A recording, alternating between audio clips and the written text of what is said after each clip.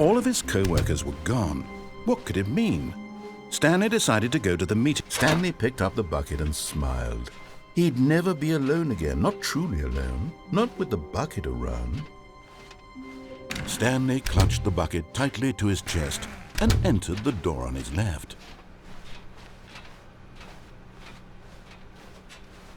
Still no one was here. Stanley needed the bucket's warmth and comfort now more than ever. Perhaps his boss's office was where he'd coming to a staircase. Stanley and the bucket walked upstairs to the boss's office.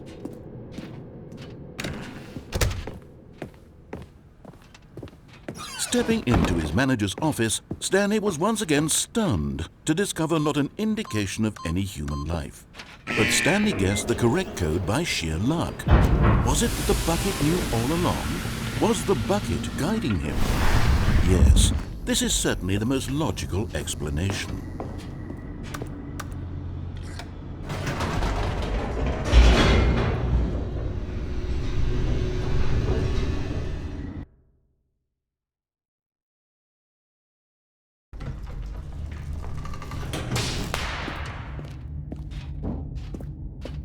Stanley and the bucket walked straight ahead through the large door that read, Mind Control Facility. Although this passageway had the word escape written on it, the truth was that at the end of this hall, Stanley and the bucket would both meet a violent death. The door behind them was not shut. Stanley and the bucket still had every opportunity to turn around and get back on track. At this point, Stanley and the bucket were knowingly walking forward into a very painful death for each of them.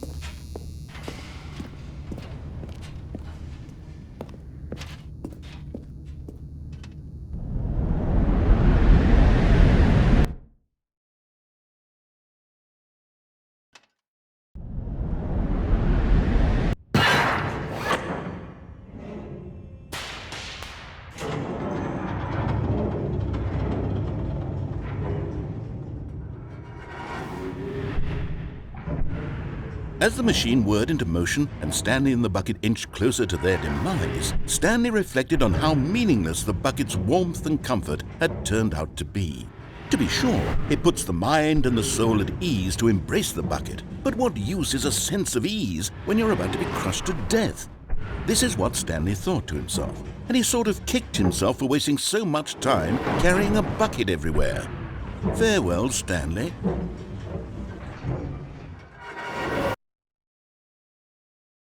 "Farewell, Stanley," cried the narrator, as Stanley and the bucket were led helplessly into the enormous metal jaws.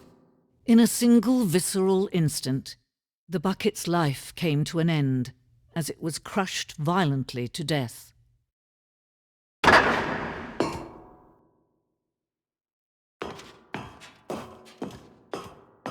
It was a shame, the death of such a magnificent bucket. It's true that all buckets are radiant in their own way, but this one stood above the rest. It was a glorious bucket to behold.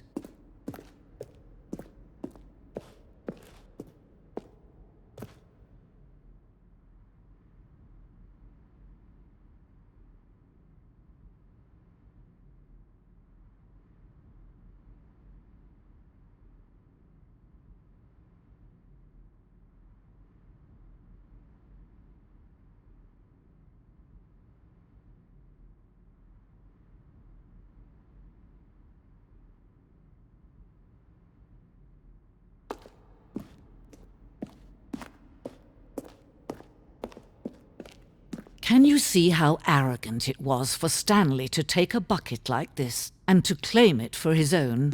Can you see the hubris that blinded him? Can you see that the bucket is far more noble than Stanley will ever be in his short life?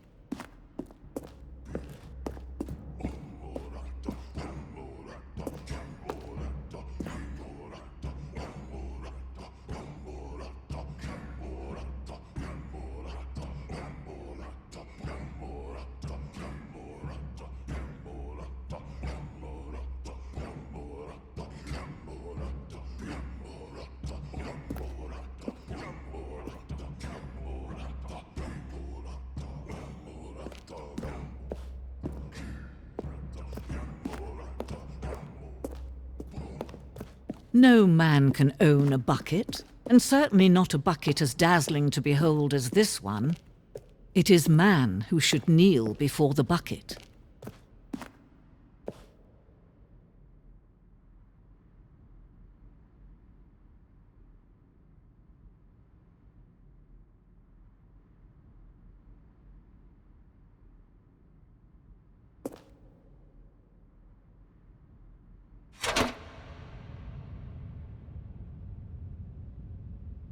But there is something we can do. Something we can do together, you and I, that will right this terrible wrong. Let Stanley die. Let him be crushed by the machine. Don't reset the game. Don't give him another opportunity to run off with another beautiful bucket. We can save the world's buckets from their treatment as tools and implements if only we let Stanley die together. The bucket shall take its place as ruler, as leader, as commander of a new world, a new vision.